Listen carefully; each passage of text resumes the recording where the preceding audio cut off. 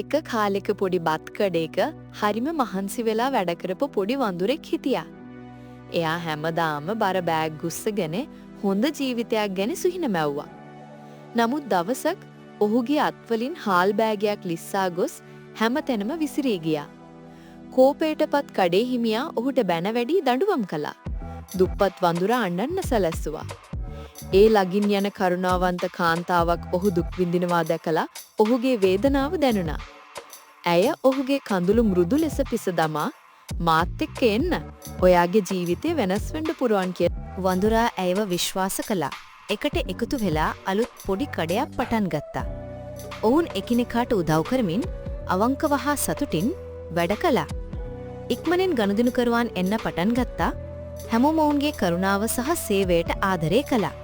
ඔවුන්ගේ කුඩා කඩේ විශාල වෙලා ලස්සන නවීන කඩයක් බවට පත් වුණා.